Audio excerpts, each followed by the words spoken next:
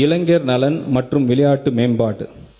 சமூக தீமைகளுக்கு எதிராக நமது வலுவான ஷீல்டாக ஒரு துடிப்பான விளையாட்டு பண்பாடு திகழ்கிறது. உடற்தகுதி ஊக்கப்படுத்தும் வகையில் சென்னை மெரினா கடற்கரையில் நடைபெற்ற ஸ்டார்ட் ரன் ஸ்டாப் ட்ரக்ஸ் போதைப்பொருள் எதிர்ப்பு ஓட்டத்தில் நமது மாண்புமிகு முதலமைச்சர் அவர்களின் நேரில் பங்கேற்று ஆயிரக்கணக்கான இளைஞர்களுடன் தோளோடு தோள் நின்று 3 கிலோமீட்டர் ஓடி இந்த நோக்கத்தை மிக ஆற்றலுடன் வெளிப்படுத்தினார்கள்.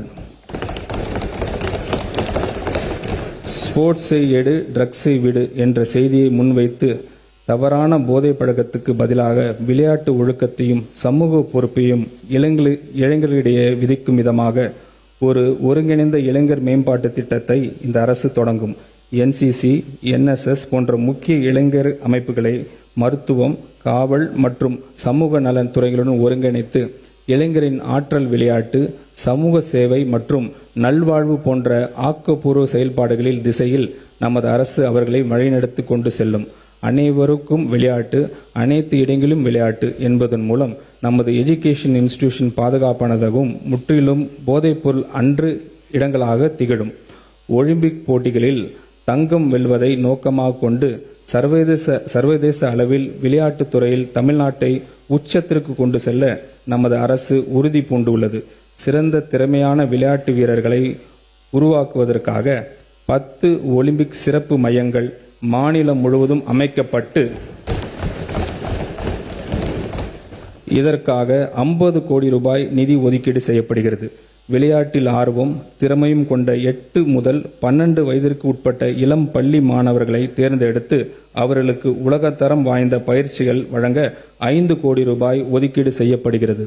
மேலும் தேசிய மற்றும் சர்வதேச விளையாட்டுப் போட்டிகளில் சிறந்து விளங்கும் 500 வீரர்களுக்கு நிதி உதவி வழங்க கூடுதலாக 22 கோடி ரூபாய் நிதி ஒதுக்கீடு செய்யப்படுகிறது.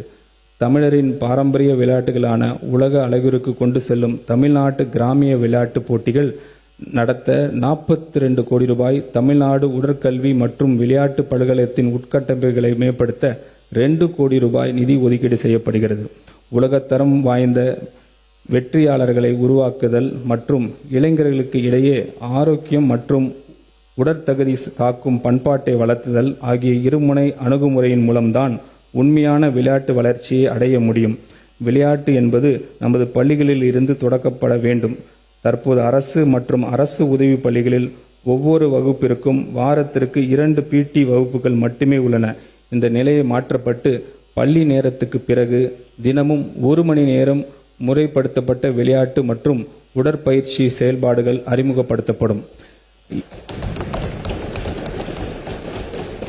இந்த திட்டத்திற்கு தேவையான ஸ்போர்ட்ஸ் எக்யூப்மெண்ட்ஸ் மற்றும் வசதிகள் அனைத்தும் அரசு மற்றும் அரசு உதவி பெறும் பள்ளிகளுக்கு வழங்கப்படும்.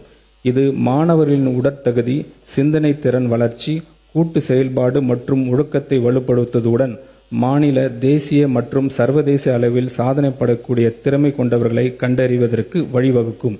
மேலும் விளையாட்டு பொதுமக்களுக்கு கொண்டு சேர்க்கும் வகையில் அனைத்து ஊராட்சி ஒன்றியங்கள் மற்றும் நகர்ப்புற உள்ளாட்சி அமைப்புகளின் நெய்பர்ஹுட் ஸ்போர்ட்ஸ் ஃபெசிலிட்டிஸ், சிறிய உடற்பயிற்சி கூடங்கள் மற்றும் ஸ்போர்ட்ஸ் காம்ப்ளெக்ஸ் உருவாக்கப்படும்.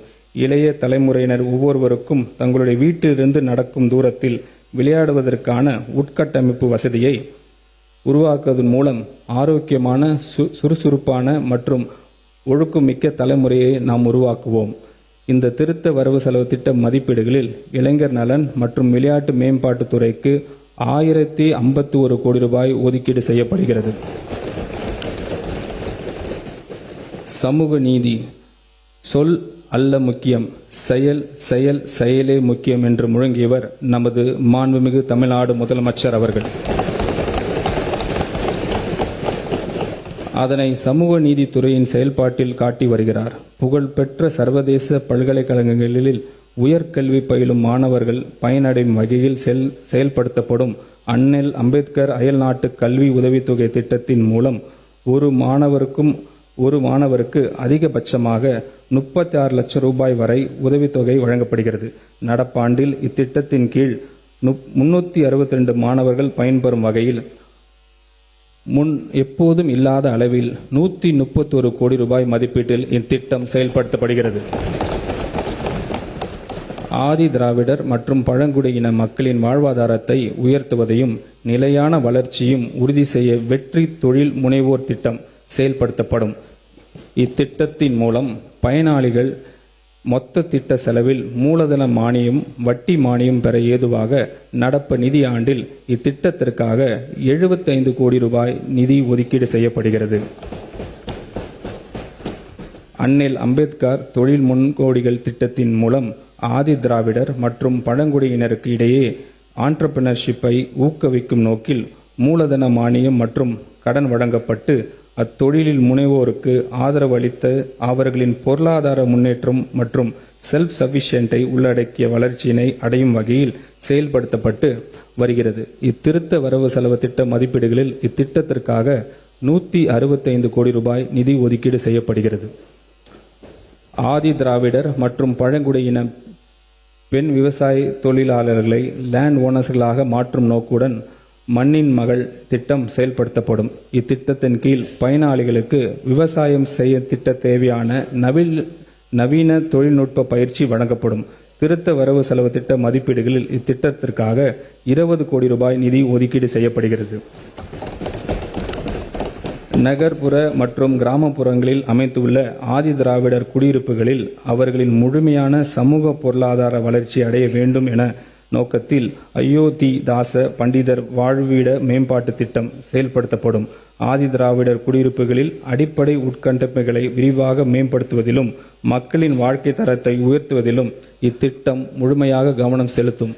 திருத்த வரவு செலவு திட்ட மதிப்பீடுகளில் இத்திட்டத்திற்காக 300 கோடி ரூபாய் நிதி ஒதுக்கீடு செய்யப்படுகிறது. பழங்குடியினர் குடியிருப்புகளில் வீடுகள், சாலைகள், குடிநீர், தெருவிளக்குகள், வாழ்வாதார திட்டங்கள், சுகாதார கட்டமைப்புகள், கல்வி நலன் சார்ந்த உதவித்தொகை திட்டங்கள், பள்ளி மற்றும் விடுதி மேம்பாட்டு உள்ளிட்ட அடிப்படை வசதி மேம்படுத்தும் நோக்கத்தில் ஆன்றோர் மேம்பாட்டு திட்டம் செயல்படுத்தப்படும். இத்திட்டத்தின் கீழ் நடப்பு நிதி ஆண்டில் 250 கோடி ரூபாய் ஒதுக்கீட்டில் பழங்குடியினர் குடியிருப்புகளில் உட்கட்டமைப்பு வசதிகள் மேம்படுத்தப்படும். ஆதி திராவிடர்களுக்கான சிறப்பு கூறுகள் திட்டத்தின் கீழ் 25,225 கோடி ரூபாய், பழங்குடியினருக்கு துணை திட்டத்தின் கீழ் 2079 கோடி ரூபாய் ஒதுக்கீடு செய்யப்படுகிறது. இத்திருத்த வரவு செலவு திட்ட மதிப்பீடுகளில் சமூக நீதித்துறைக்கு 3,937 கோடி ரூபாய் ஒதுக்கீடு செய்யப்படுகிறது. பிற்படுத்தப்பட்டோர், மிகவும் பிற்படுத்தப்பட்டோர் மற்றும் சீர்மரப்பினர் நலன். தந்தை பெரியாரை கொள்கை தலைவராக ஏற்றவர் நமது மாண்புமிகு முதலமைச்சர் அவர்கள். சமூக நீதி என்று சொல்லி ஏமாற்றுவர் அல்ல நம் தலைவர். சமூக நீதியை உணர்வுபூர்வமான ஏற்றவர்.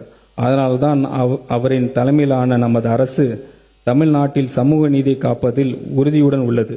தமிழ்நாட்டின் 69% இடஒதுக்கீடை பாதுகாப்பதற்கான அனைத்து முயற்சிகளையும் இந்த அரசு மேற்கொண்டு வருகிறது. பிற்படுத்தப்பட்டோர், மிகவும் பிற்படுத்தப்பட்டோர் மற்றும் சீர்மரப்பின மாணவர்கள் பள்ளிக் கல்வி மற்றும் உயர்கல்வி எந்தவித தடையும் இல்லாமல் தொடர்ந்திட 372 கோடி ரூபாய் பள்ளி படிப்பு மற்றும் பள்ளி மேற்படிப்பு கல்வித்தொகையாகவும் 77 கோடி ரூபாய் 7.5% இடஒதுக்கீட்டின் கீழ் மருத்துவம் மற்றும் பல் மருத்துவம் பயிலும் மாணவர்களின் கல்வி கட்டணத்திற்கு 13.41 கோடி ரூபாய் கல்வி டிராப் அவுட்ஸ் தவிர்க்கும் பொருட்டு மாணவிகளுக்கு வழங்கும் ஊக்கத்தொகையாகவும் திருத்த வரவு செலவு திட்ட மதிப்பீடுகளில் நிதி ஒதுக்கீடு செய்யப்படுகிறது. சிறுபான்மையினர் நலன். மதசார்பற்ற சமூக நீதி அரசாகவும் சிறுபான்மையினரின் உரிமைகளை பாதுகாப்பதில் ஒரு முன்னோடி மாநிலமாகவும் தமிழ்நாடு திகழும். சிறுபான்மையினர் மாணவர்களுக்கு கல்வி உதவித்தொகையின் இந்த அரசு தொடர்ந்து வழங்கும். தமிழ்நாடு மாநில ஹஜ் கமிட்டி மூலம் முதல் முறையாக புனித ஹஜ் பயணம் மேற்கொள்ளும் பயணிகளுக்கு வழங்கப்படும் 25,000 ரூபாய் மானியம் நமது அரசால் 35,000 ரூபாயாக உயர்த்தப்படும். கிறிஸ்துவ மற்றும் முஸ்லிம் மகளிர் உதவி சங்கங்கள் 1.05 கோடி ரூபாய் ஒதுக்கீட்டில் கூடுதலாக துவக்கப்படும். மேலும் கபர்ஸ்தன்ஸ், கல்லறை தோட்டங்கள் உட்கட்டமைப்பினை மேம்படுத்துவதற்காக திருத்த வரவு செலவு திட்ட மதிப்பீடுகளில் 34 கோடி ரூபாய் நிதி ஒதுக்கீடு செய்யப்படும். சிறுபான்மையினரை பாதுகாப்பதிலும் அவர்களின் நலன்களிலும் நமது மாண்புமிகு முதலமைச்சர் அவர்கள் தலைமையிலான அரசு ஒருபோதும் சமரசம் செய்து கொள்ளவே செய்யாது. இந்த திருத்த வரவு செலவு திட்ட மதிப்பீடுகளில் பிற்படுத்தப்பட்டோர், மிகவும் பிற்படுத்தப்பட்டோர் மற்றும் சிறுபான்மையினர் நலனுத்துறைக்கு 1700 கோடி ரூபாய் ஒதுக்கீடு செய்யப்பட்டுள்ளது.